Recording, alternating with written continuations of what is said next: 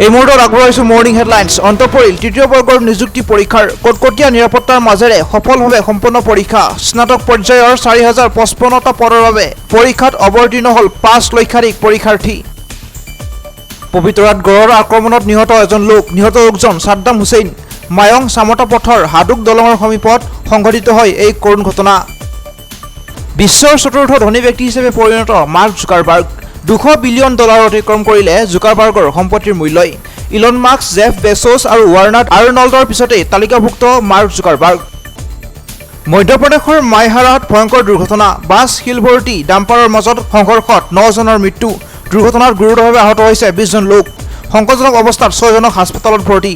প্ৰয়াগৰাজৰ পৰা নাগপুৰলৈ গৈ আছিল বাছখন। কলকাছিয়াত ড্ৰাগছ ব্যৱসায়ী ৰূপত মোল্লা। কলকাছিয়া আৰক্ষী জলত মোল্লাৰূপী 3 ড্ৰাগছ ব্যৱসায়ী।